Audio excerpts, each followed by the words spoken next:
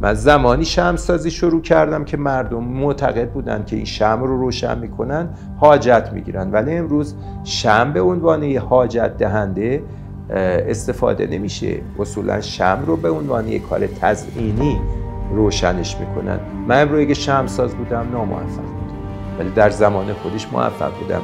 یعنی زمان و شرایط رو همسو کردم با کاری که میخوام بکنم. پولداری لذت بخشه؟ اگر پول رو بتونی باش برای خودت حس خوب بخری، بله. اگه نتونی باش حس خوب بخری، نه. خیلی ها با پولشون میرن مواد مخدر بخرن، خودشون رو آسیب میزنن. این لذتی نداره جز اون مقطع کوتاهی که از حالت نرمال خارج میشه. پولی لذت بخشه که بتونی از اون برای بهتر زندگی کردن یا بهترین امکانات ایجاد کردن برای دیگران استفاده کنی و به خودت هم ثمر برسه. یه بار عرض کردم، شاید اون زمان دوربین جلو من نبود، عرض کردم سایبر نایف رو 620 میلیارد تومان ما خریدیم، ولی برای کسی نخریدیم. ما از این پول استفاده کردیم برای اینکه مطمئن باشیم اگر سرطان گرفتیم، خودمون سرطان گرفتیم، میتونیم خودمون رو درمان کنیم. به هر حال ما تو شرایط سنی هستیم که هر لحظه ممکنه یکی از تریلیون سلولمون ناهماهنگ بشه با بقیه سلول های بدن و میاد از خودش تکثیر میکنه که بهش میگن توده و سرطان. خب از این پول من درست استفاده کردم. یکی از دخترای من بارها و بارها انتقاد کرده از من که من فکر میکنم بس تو 60 سال عمر کردی، 60 سال کار کردی، دیگه نباید کار کنی. 2 سال پیش 3 سال پیش اینو به من میگفت و من جوابی نداشتم براش. روزی که مادرش مشکل گوش میانی پیدا کرد و نوبت MRI تو اصفهان 2 ماه تا 2 ماه و نیمه، یعنی امروز من مریض باشم بخوام برم نرمال عکس بگیرم، عکس MRI میگن 2 ماه و نیم باید تو نوبت باشی. حالا چرا این بیخردان اجازه نمیدن مردم بیان این مشکل برای مردم شهرشون یا کشورشون حل کنن؟ اون یه مسئله دیگه است. چرا مجوز 3 تا دستگاه MRI که توی مرکز سلامت شما هست رو نمیدن ما کار کنیم؟ چون باورشون اینه که مردم وقتی در تعیینا باشن اونا میتونن راهشون رو خوب اجرا کنن، ادامه بدن، میرن تو مراکز که مرتبط به خودشونه. چرا؟ برای اینکه قانون گذار ذی نفع قانونه. ما منحرف شدیم. من یادمه خانممو بردم برای MRI و از اون دختری که خانمم رو همراهی کرده بود خواهش کردم تو برو بیرون با موبایل من، زمانی که داره این MRI انجام میشه من کنار خانمم میستم یه 2 تا عکس بگیر. اون عکس رو گرفت و خانم من خب دردش مشخص شد و عکس‌ها رو من فرستادم برای همون دخترم و بهش عرض کردم اون روزی که داشتم کار میکردم فکر امروز بودم که مادر شما باید 2 ماه و نیم تو نوبت MRI باشه. امروز ما رفتیم، نه ما، همه این افرادی که میرن الان تو زمانهای خاص میتونن اگر اورژانسی نیاز دارن شب ساعت 12 تا 8 ما کار میکنیم، بهشون نوبت میدیم، تو اون زمان میان استفاده میکنن. ولی ما تو زمان که نیاز بود بعد از ظهر رفتیم این کارو کردیم و مشکل گوش میانی خانمم رو من تو همون زمان پیدا کردم. یعنی پزشک متوجه شد و ما مشکل رو حل کردیم. اون دختر من هیچی برای من نداشت بگه جز اینکه راهی که رفتی درسته. و اون دختر من امروز شده خودش یک نیرویی که خیلی از کسانی که تو نرسینگ رومای آمریکا هستن توسط ایشون داره حمایت میشه که قرص کمتری بخورن و طولانی تر زندگی بکنن. زمانی که ازش سوال کردم چرا تو اومدی تو این مسیر، جوابی داد که من همیشه به اون میدادم که من میخوام تاثیرگذار در بهبود روش زندگی مردم باشه. اینطوری که شما میگین پول خیلی چیز خوبیه، خیلی شیرینه، خیلی لذت بخشه و میتونه یه هدف باشه در صورتی که سر میز قمار ازش استفاده نشه، در صورتی که برای تصاحب شخصیت و ارزش و جایگاهی یه فرد دیگه ازش استفاده نشه. خیلی ها پول دارن و این پول رو برای خرید کالا یا آدم ازش استفاده میکنن و ما نمونه آشکار داریم، ولی چون اون نمونه الان گرفتاره من دیگه از اون صحبتی نمی کنم.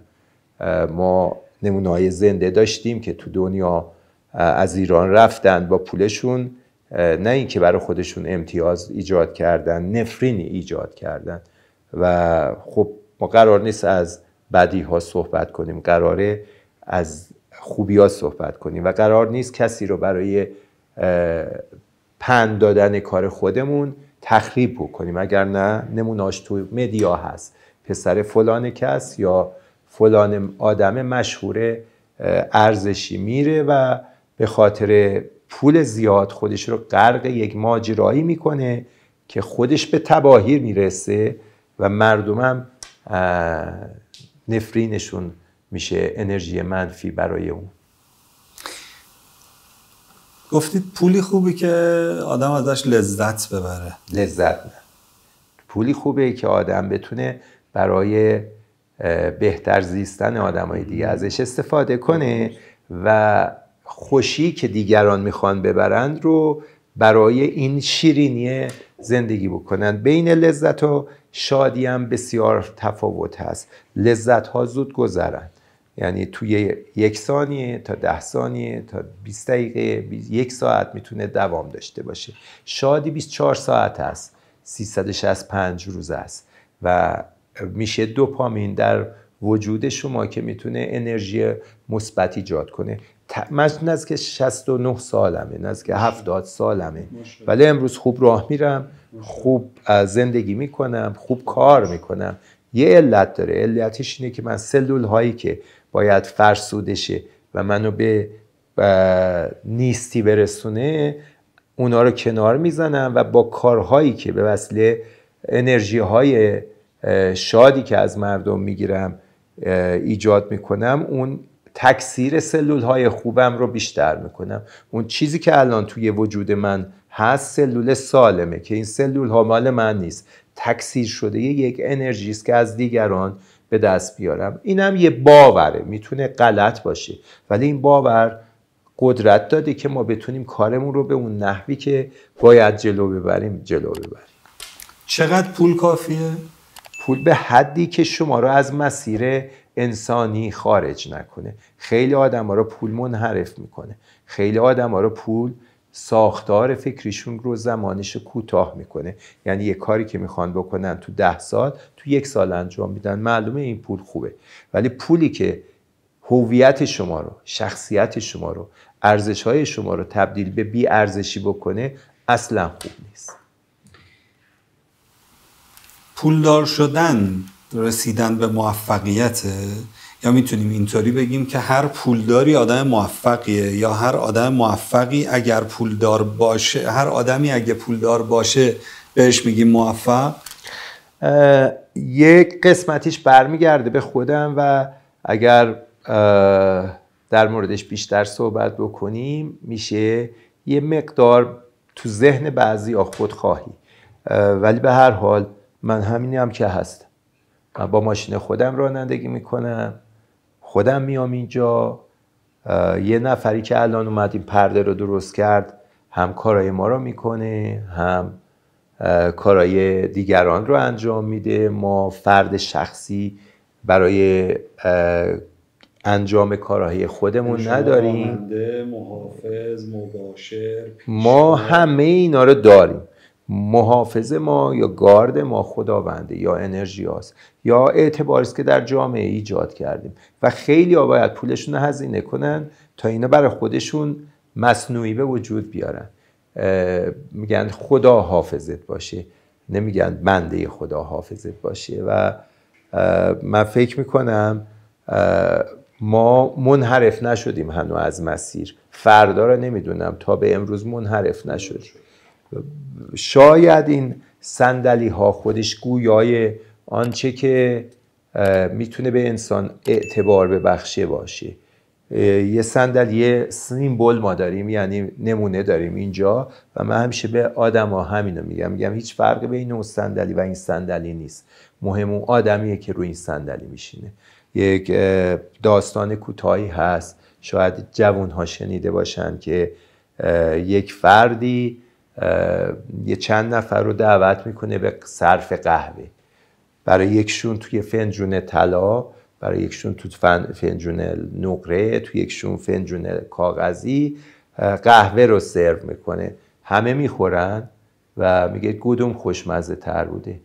هیچکس هیچی نمیگه، میگه مهم نیست که تو کدوم کاپ، تو کدوم ظرف شما قهوه رو میل میکنی، مهم قهوه درونه ای نیست که شما داری میل میکنی. یعنی اون چیزی که به شما انرژی میده قهوه درونه اینه، نه ظرف درونش. ما اون ظرف رو باش تا به امروز کاری نداشتیم، فردا رو نمیدونم، چون هیچ کس از فردای خودش خبر نداره. به دلیل چی؟ به دلیل که بیماری هایی هست غیر از سرطان، اگه مردم نمیدونن، که جدیدن داره میاد، نورونای مغز رو از کار میندازه، یا فاصله بین نورون ها رو، مثل اینکه یه سیم برق و یه فاصله بینش ایجاد کنی، با بدن قطع میکنه.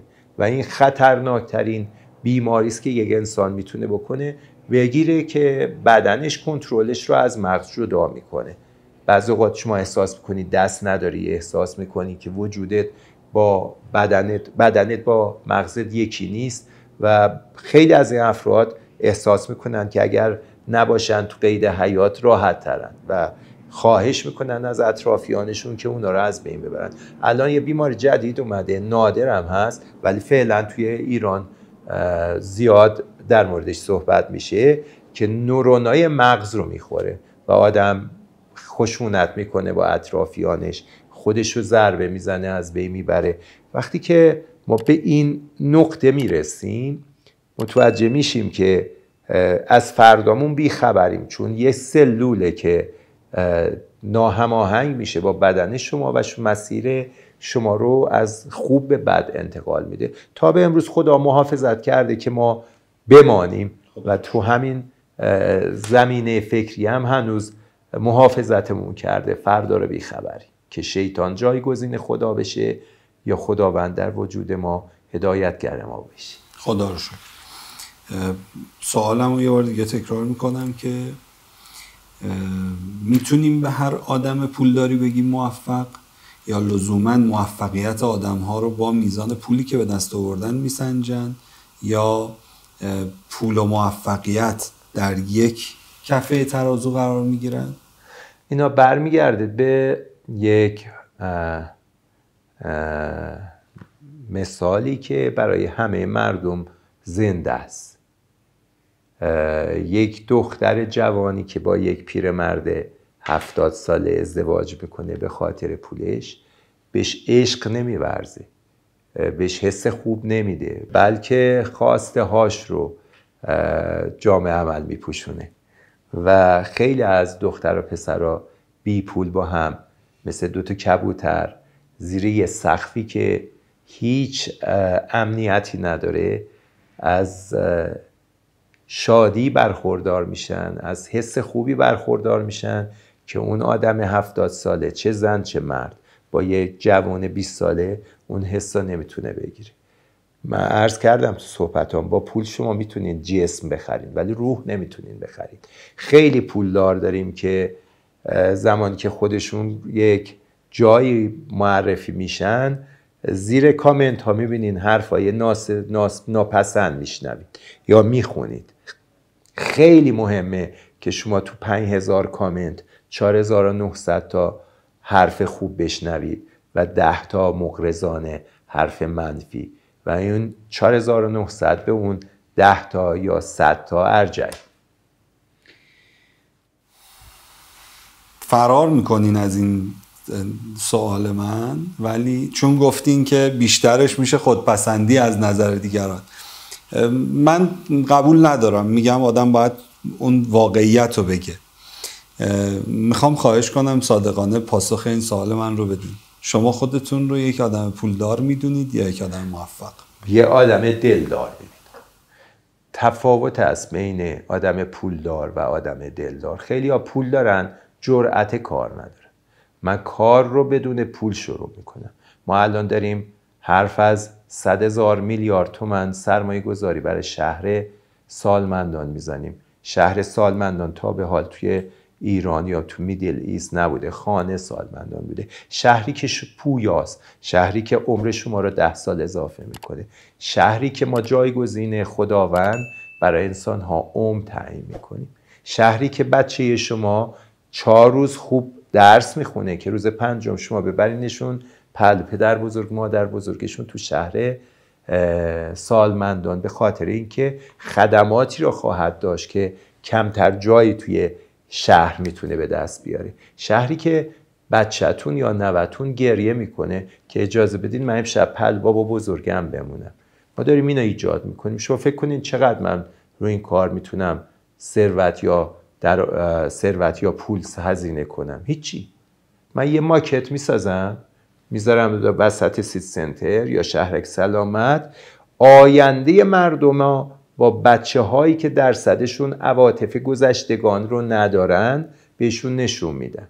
یعنی ما امروز میدونین بابای سرراهی داریم، مامان سرراهی داریم، قدیما بچه سرراهی داشتیم، امروز بابای سرراهی داریم. بابایی رو داریم که آلزایمر گرفته، فراموشی آورده و بچه به خاطر مشکلاتی که داره یا به خاطر خانوادهش یا به خاطر همسرش یا به دلیل نداشتن اون اعتقادات فرزندی پدر رو در جایی پیاده میکنه و میره. شما میدونین ما زمانی که زائر میفرستیم عراق، بهزیستی ایران میره یه 50 تا 100 تا جامانده پدر و مادری که فرزندان به قصد گذاشتن پدر و مادر در عراق پدر و مادر رو همراه کردن برمیگردونه و بهزیستی از اینا نگهداری میکنه. بهزیستی ایران برخلاف دیگر کشورها خیلی خوب عمل کرده و من چون توی بهزیستی توی مراکز میرم و میام آشنام با کسانی که نمیدونن هویتشون چیه و بچه هاشون ترکشون کردن. چه اتفاقی میفته؟ ما در شهر سالمندان آینده‌ای که نامعلومه برای پدر و مادرهایی که پول دارن، توان مالی دارن رو پیاده سازی میکنیم، رویا براشون درست میکنیم، سراب براشون درست میکنیم، ولی سرابی که واقعیه و اینها میان ویلاهای اونجا رو میخرن. از 65 سالگی حفظ و نگهداری اونها با ما هست. ما امکانات درمانی داریم، امکانات اقامتی داریم، امکانات تفریحی داریم. اون شهر رو هم توأم میکنیم با همه چیزی که در تمام دنیا آرزوی هر انسانی است تو اون زمان تو اون مرکز قرار بگیره. خیلی هم اونایی که میرن قبر میخرن 5 میلیارد تومان و بعد جسمشون 10 روز بعد تبدیل به خاک میشه و هیچی ازش نمیمونه، ولی قبرشون 10 میلیارد ارزش داره، مطمئناً برای حفظ خودشون در آینده بدون داشتن فرزندانی در ایران، چون خیلی ها فرزندانشون خوبن رفتن خارج گرفتار شدن دیگه نمیان و پدر و مادر ها موندن. چند تا از هنرپیشه‌هاتون توی خانه سالمندان بدون محافظ، بدون همراه، بدون اون آدمایی که کنارشون میایستادن میگفتن بیاین با ما یه عکس بگیرید، الان دارن گذران میکنن.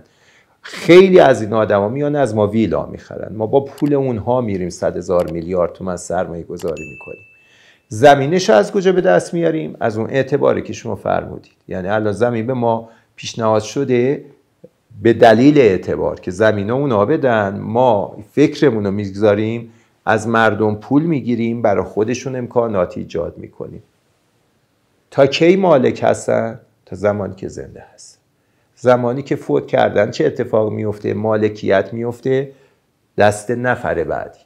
یه چیزی تو دنیا هست به نام تایم شیرینگ، یعنی یه آپارتمان، یه هتل غیر واقعی رو به شما میفروشن، میگن شما اسپانیا و دبی و آلمان و همه جا یه هتل دارید، در سال 3 روز این هتل مال شماست و پول یه هتل رو 15,000 20,000 10,000 دلار از شما میگیرن. این چیزی که ما داریم ایجاد میکنیم لایف شیرینگی، اولین بار تو دنیا داره ایجاد میشه و اگر ما موفق شیم تمام شهر رو ازش کپی میکنن، شاید بعد دنیا ازش کپی بکنه و شاید ما برندش رو بفروشیم. پس دلدار بودن با پولدار بودن فرق میکنه. زمانی که من سیتی سنتر رو شروع کردم 1 ریال پول نداشتم. ما خب با کارخونه باتری سازی داریم، من اندوخته های خودم رو آوردم، زمین های اینجا رو خریدم. بعد زمانی که رفتم شهرداری تقاضای 34 میلیارد تومان پول برای پروانه اینجا کردن. منم هیچی نداشتم.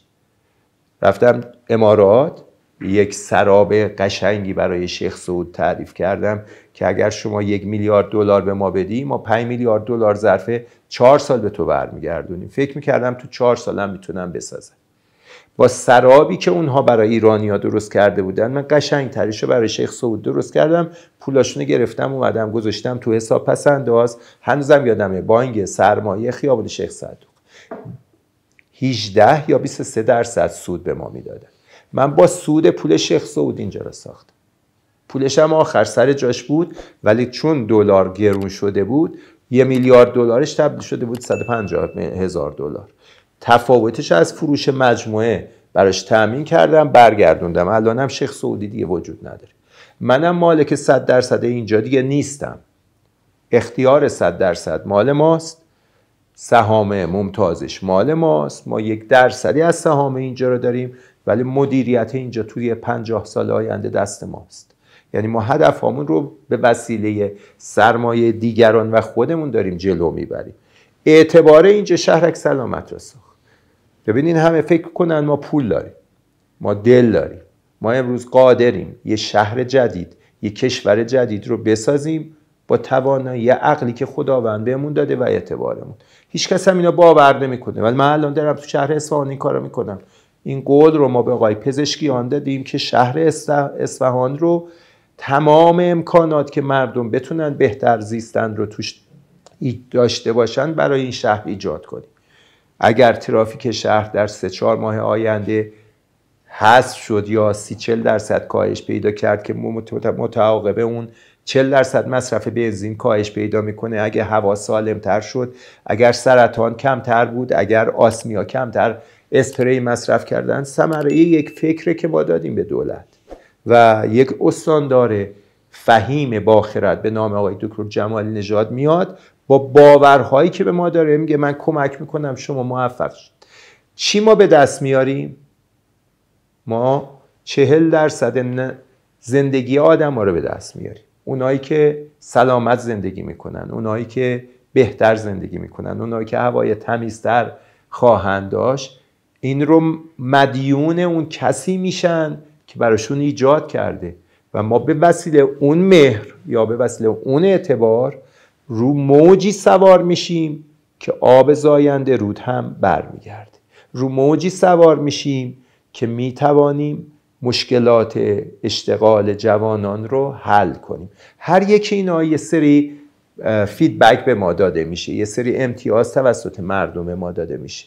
فکر میکنین ایلان ماسک چگونه ایلان ماسک شده؟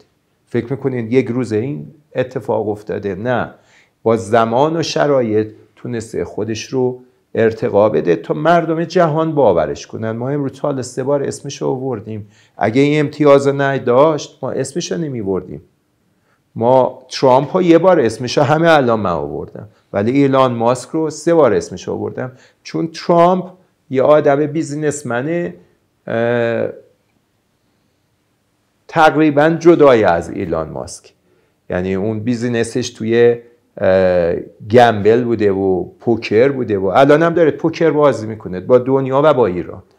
برگ دستش گرفته، هیچی هم توش نیست، ولی اینقدر قشنگ بلوف میزنه که همه فکر میکنن این آسه برنده دستشه، 2 تا برگ رو زمینش هم آسه، میگن این اینا رو خونده است و امتیاز میگیره برای مردم کشور خودش. خیلی خودمو کنترل کرده بودم برای شأن و منزلت این پدر و مادرها گریه نکنم، ولی اونجا دیگه نتونستم. ریه سالم بهمون میده، بعد سیگار میکشیم. توقع داریم تو 60 سالگی پرزای ریه هامون که از بین رفته ما سالم باشیم. از این 2 تا با عقل استفاده میکنیم و 40% ترافیکا کم میکنیم. گفتن نمیشه. گفتن مگه نگفتید یه لاین اضافه بشه به طور موقت میشه ترافیکا کم کرد؟ گفتن چرا؟ ما قسم خوردیم با آقای دکتر جمالی نژاد تا آخرین لحظه عمر با توانی که خداوند بهمون میده بدون توقف برای مردم کار کنیم.